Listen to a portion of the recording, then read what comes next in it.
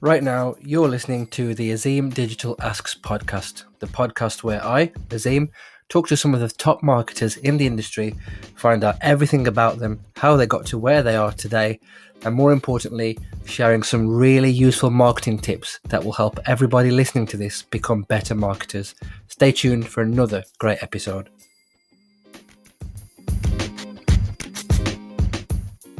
Hello, welcome back to the Azeem Digital Asks podcast. Really excited for this episode today. I've got a great guest and we're talking all about luxury marketing. My guest is Elizabeth Solaru, and I've been doing some reading up on this incredible woman and what a journey in her career she has had. She was previously a cake maker in the luxury market, and then she had two other successful careers which seemed diametrically opposed. Those are her words, so I'm not going to steal any more and give her the opportunity to speak. Elizabeth, welcome to the show. Thank you so much. I am so happy to be here, and thank you for asking me. You are more than welcome. Really excited to learn a lot more from you.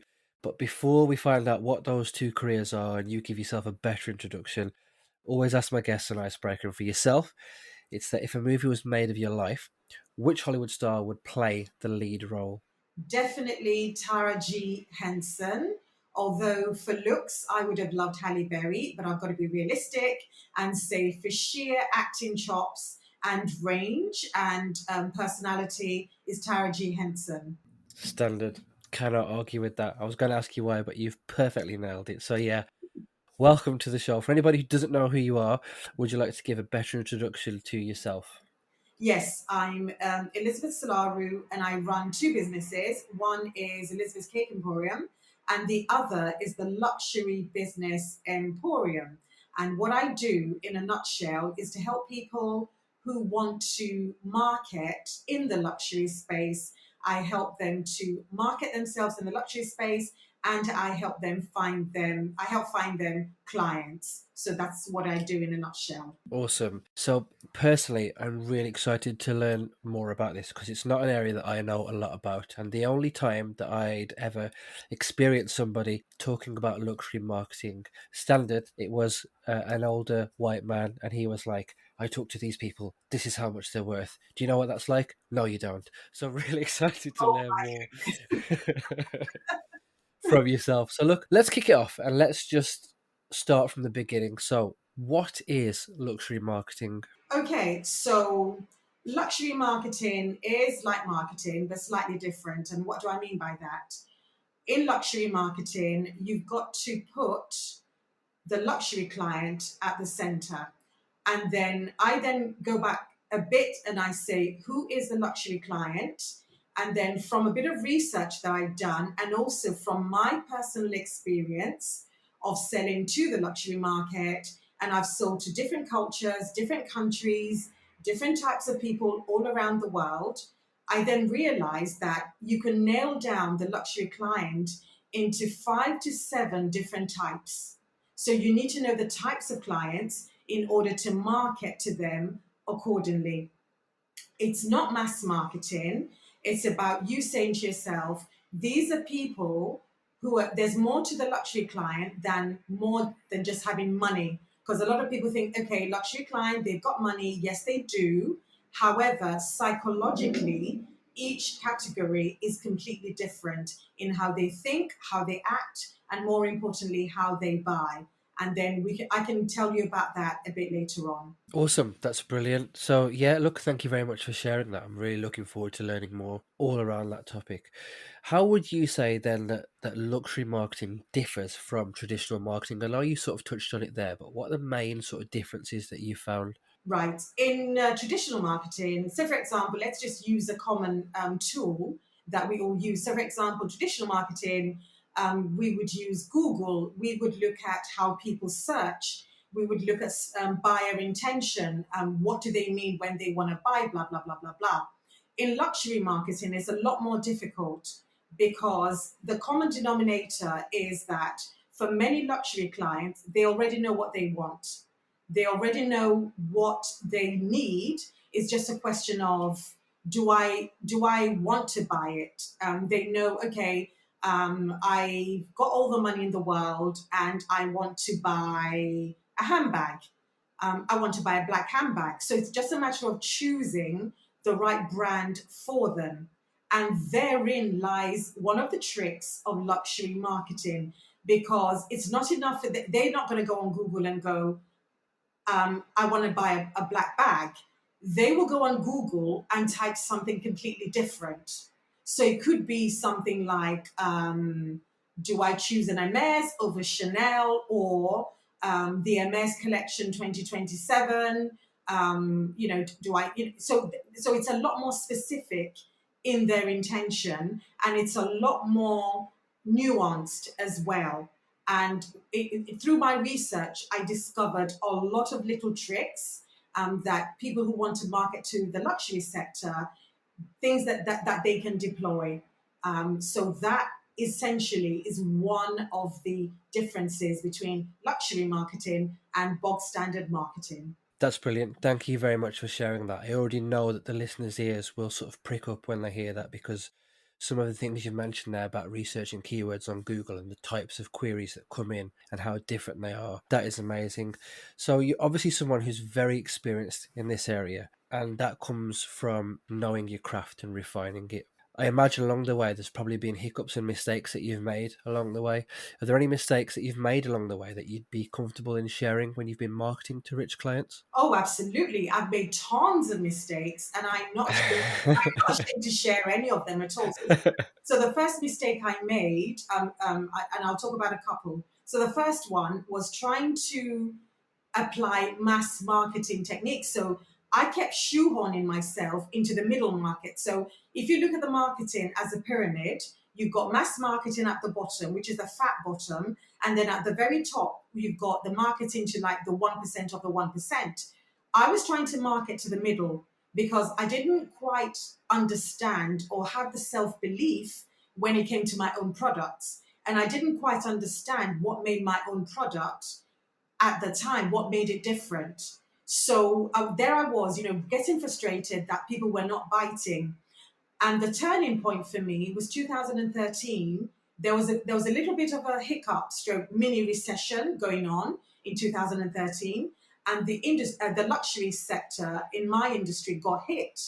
And a lot of my colleagues were actually creating cheaper options and diffusion ranges, and something in my head just clicked, and I thought, I'm not going to do that. I'm actually going to triple my prices. And that's what I did. I actually went the opposite way to everybody else. And I tripled my prices. And I found that I got the kind of clients that I wanted all along. So that was another lesson in terms of, but to triple my prices, I carried out an exercise, which was the second thing I did. So I literally looked at my product. I went through all my testimonials. I went through everything anyone had ever said about my products, and I wrote down certain keywords about my products. And then I found the common phrases, and then I based my marketing around that. And then I also did something called targeted marketing. So it was literally me saying, who's the best of the best in this particular industry, and who's going to be a fantastic ambassador and a fantastic salesperson, for lack of a better word. And I literally marketed to them on an individualized basis. So I literally was customizing every piece of marketing material that I was sending out. And that was when it occurred to me that personalization and individualization cannot be underestimated. So there's some of the things that I did. That is fascinating. Thank you very much for sharing. I'm taking mental notes, and I'm already thinking back to when I edit this, just nodding away like, yep, spot on. So yeah, this is gold. You touched on it a little bit there about how you sort of attract rich clients, and how you sort of carved your way and tripled your prices in a recession, which is amazing. So side note, any freelancers listening now during COVID, triple your prices because it works. Going back to the point that you mentioned about attracting rich clients, so are there any tips that you can share with the listeners who are considering, moving into this market and talking to rich clients and potentially attracting them? How do you do that? Okay, so I mentioned earlier that there are at least 7 different types, but I'm going to talk about the top 5 that would actually spend money with you. So you need to put them into different categories. So when I get an inquiry, for example, from the tone, from the inquiry, if, for example, let me give a practical example, happened today. If somebody comes at you going, how much is XYZ? I know exactly where they're coming from. They're motivated by cost, and most likely they might not be my ideal client. So there are 5 different types. So type number 1, I call them the aspirationals. They love luxury, they know all the labels, they aspire to buying a particular product. So for them, their hero is somebody like Kim Kardashian, for example. They might be an influencer or whatever, but they're aspirationals. And in that category is where you're going to find the most diversity in terms of culture, in terms of gender, color, etc. So that's type number 1. Type number 2 is what I call the innovators. So your innovative luxury client will be somebody like Elon Musk, for example. He's ideal. A bit crazy, very frustrating to work for because he wants something that nobody else has ever done. So you need to be a risk taker to take him on, and it can either work 100% or you can fail spectacularly. But with a client like that, you need to manage expectations and tell them that and say this might fail. So for example, when I do my cakes, and somebody wants a 20 tier cake, I'll go, yep, I'm happy to make it happen, but these are the pitfalls. So Elon Musk is innovator. Then third category are people who are driven by aesthetics. So I call them aesthetically driven. It's all about the look. The bag has got to be exactly right. The shoes, everything. And they're very much into straight lines. They're very much into interior design. They love everything just so. So when they approach you, even your emails, your marketing, your messaging, your imagery in particular needs to be absolutely fabulous. As in, they will spot every flaw. So you need to be aware of that. Then the next category, which is category number 4, is what I call the knows and shows. So they know all the labels. They're on first name terms with every designer going, and they're very much about oh, guess what?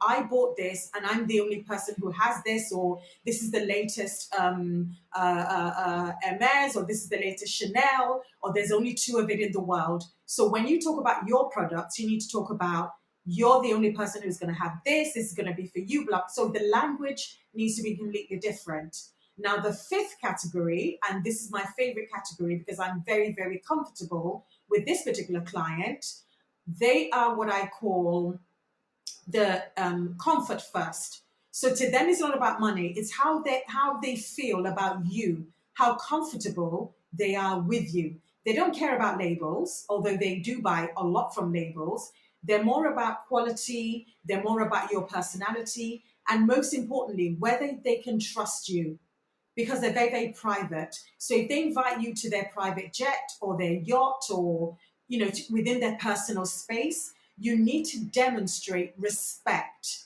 And I really, really mean that. You need to keep your mouth shut and everything. You need to offer to sign non-disclosures to say, when I meet such clients, I literally go with my own and I give it to them, and I would say, this is something I've constructed on your behalf. Show it to your lawyers. I'm happy to sign anything. 9 times out of 10, I've never signed anything with this particular category of client that I call comfort first. And in that category, you'd have royalty, you would have old money, you would have people that many, many people are not even conscious of because they're not showy. They're really, really private. So those, in a nutshell, are the 5 different client types when it comes to luxury clients. There's a couple more, and that's to do with generational. There's another classification I use based on money as well. But for the purpose of this podcast, those are the 5 different archetypes that I tend to use. That is fascinating. So interesting. Thank you very much for sharing that. The listeners can't see, but I'm just sitting here nodding away like, wow. I'm thinking, and I'm sure the listeners will too, that it's obvious you're very experienced in this area and you've probably built this up over a number of years. So for me, the first question is, over how many years have you built up this experience? And then I suppose the second one, which I'll wrap into that, is if there are people listening to this who are considering moving into this market, what advice would you give to them if they're just considering starting out? Okay, so first part of your question, I've been doing this for about 15 years now. 15 years I've been doing this. Because prior to that, I was a headhunter. So I applied the same principles that I did in that job when I moved into working for myself as a cake maker. Because when you think of cakes, I know Bake Off has made everything quite, has made baking quite popular now. But when I started, Bake Off wasn't even around. And I actually did a program with the person who had the idea for Bake Off, but didn't quite see it through. So this was something I had to pick up and learn along the way and then study people, because in order to market to people, you need to study your subject so well that you can anticipate their needs and their wants way before they can. So if anyone is starting out and you wish to get into the luxury market, the first thing I would say is you need to look at what you're offering, your product, and you need to tear it apart. The friends, and I mean, a lot of people talk about these friends that are kind of like frenemies and have bad things to say about their products. This is where they come in handy, because you need those friends to literally tear apart your product. You need to analyze your product, your offering, because sometimes if something is our baby, we become blinkered. We think, oh my God, I offer the best, and like, no, you don't. In my particular industry, there are people who are better than I am, and there are people who are worse than I am. However, I made sure that my brand and my name is first, is presence of mind when people are thinking of high end. So some of the things I've done, for example, just to give people practical examples, some of the things I've done is when I organize product shots for my products, I realized I had to study the psychology of photography, the psychology of color. And then I realized that there are 3 or 4 different types of photography. But when it comes to luxury photography, you need to pick your photographer so well. Because if you think about it, when we look at fashion shows and a Vogue magazine or magazines, everything appears flawless. It's so flawless. It's so beautifully done. That is key. Even if you haven't got much money, because everything I do, I've had to do on a shoestring, because I don't come from money, and I certainly wasn't earning loads and loads. If you can pick an amazing photographer who has an eye for detail and color and understands your product really well, you're halfway there. A second thing is how you style your product as well, and how you make sure that your brand is associated with brands that are considered to be luxury. So those are some of the tips that I would say, that if you're starting out, start high. Don't bother starting low. Just aim high and see how far you go. That is another fantastic answer. Thanks very much. I'm really learning lots from you. So personally, from me, thank you very much. I have a couple more for you, and then sadly we will be coming to the end of the podcast. And here's one I've just thought of off the back of what you've just said. So imagine now that a competitor comes into your space and wants to try and talk to the same sort of people who you are already talking to. What is your process when you're dealing with competition and competitors? Right, that's a fantastic question, because in my particular industry, the barrier to entry is very, very low. There is a lot of competition, and in fact, people will copy. We don't particularly trademark or protect our designs, so people can come in and copy. But I always say to people, when it comes to competition, let them talk to, if they want to talk to, and it's happened to me, if they want to talk to, your ideal client, let them. But your messaging, the one thing you need to keep putting out, and also you'd have clients who would come to you and say, but we've spoken to XYZ, and XYZ isn't charging, or XYZ isn't doing what you're doing, or whatever. You need to be able to, this is where luxury is slightly different. I would always imagine in my head what somebody like Coco Chanel would say. If somebody came to Coco Chanel and go, well, your competitor is going to do me the suit for cheaper, she would say, then go to them then. Why are you here with me? Obviously, you put it in more polite terms, but you would say, personally, what I've said to clients is, I completely understand if you choose the other option. Because sometimes there's that reverse psychology that makes people want you. And you should be able to say, at this point in time, it doesn't look like, I will be able to work with you. However, if you want to come back in the future, I'll be more than happy to welcome you back. So you should be confident enough to say, this is what I provide. This is the value that I provide, and you will not get another me. There is a reason why you keep coming back. If my competitor was all that, you would definitely go to, it would be a no-brainer to go to them. But there's a reason you keep coming back. It goes back to when I was a headhunter, and whenever I pitched for a job, some of the clients would say something like, assuming you don't get the job today, which one of your competitors would you recommend for the job? And I remember I made it was just a quip. And I said, well, I wouldn't recommend any of them because I wouldn't want you to have second best. So my Love point that. is, yeah, exactly. So my point is, if I'm the gold standard and I'm the yardstick, and that's how you position yourself, if I'm the yardstick and the gold standard, why do you want to keep comparing, other people to me? Because I'm the gold standard. So if you're comparing them to me, why not just come to me? So that is the difference when you're marketing to luxury. Love that. Thank you very much. So many mental notes I'm taking here. I'm already, as I've said earlier, I'm already looking forward to editing this. Well, there's been lots of takeaways from this episode, to be honest. But if you could narrow it down to a sort of handful of takeaways, people listening to this episode, what do you want them to take away from this episode with you? First thing is, anyone can come into the luxury market. It doesn't have to be your stereotypical XYZ, like you described earlier on.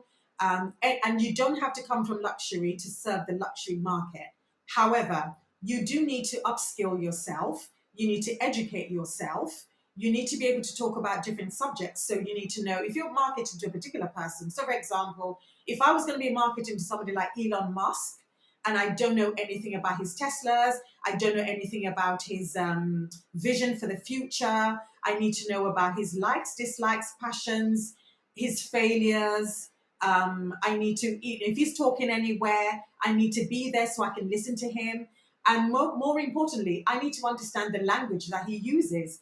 Because if he uses certain phrases and language, I need to make sure I put that in my marketing to him. Because there's no point in using a language that he doesn't quite understand. So this is where the individualization and personalization comes in, because the payoff for you is that you're going to earn a lot of money by serving their needs. So you need to work for that money. So I always say that luxury costs, and here is where you start paying in value. It's a thing I stole from Fame, the movie Fame. I watched it the Yeah. first time round. Yeah, I watched it the first time round. And then she said something like fame costs, and here's where you start paying in hard work. So again, luxury, it costs. It takes a lot out of you, because to deliver to that level in terms of skill is not an easy thing. And clients are fussy and they are demanding, and they do have a right to be fussy and demanding until you can demonstrate your trust. So key takeaways for me is, know the language, know the sector, know your own product. Because many people, when you say to them, what is your USP? What makes you stand out? They start talking generic. And I'm like, no, quality is expected. Delivery is expected. Some of the things are givens, but what makes you you? So you need to drill down to the essence of you and what you're giving. So those are some of the key takeaways that I would advise your listeners. Amazing. What an episode, Elizabeth. Thank you very much for giving up an evening and sharing some absolute knowledge bombs with me. If there are people listening to this who wanted to find out more about you, or to get in touch with you, or to sort of follow you on social media, how can they do that? What are your details? Right. You can find me. Website is called the Luxury Business Emporium, and my Instagram is at Luxury Business Emporium. I'm also on Clubhouse as at Lux Biz Emporium. So again, Google Luxury Business Emporium, and I'm there. I offer coaching, I offer mentoring, and it's something I'm very, very passionate about because I know that there are so many talented people out there who want to serve the luxury market. However, it's either they're scared or no one's really shown them how to do it.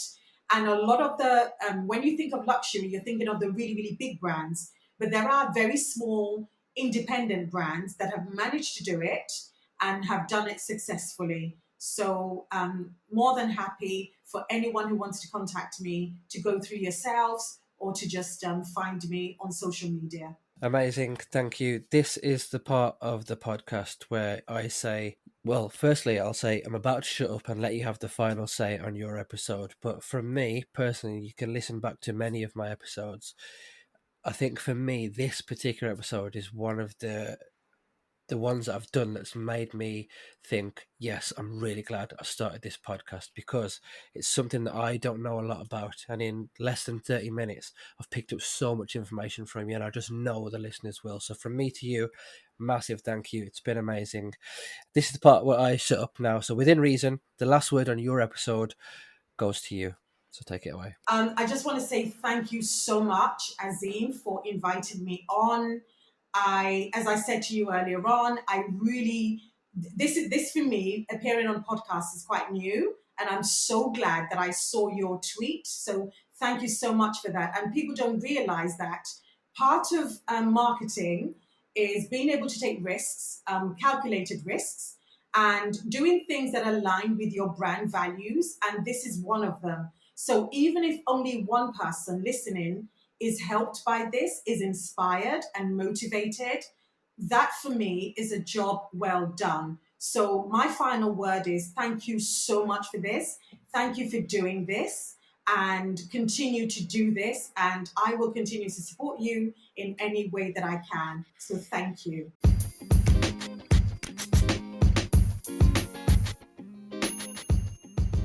So that was another great episode in the bag. I'm really enjoying hearing from some brilliant people in this industry. If you enjoyed this podcast, please follow me on Spotify. Please leave a rating on Apple Podcasts or whichever platform you are using. Tell a friend to tell a friend, and hopefully see you for the next episode.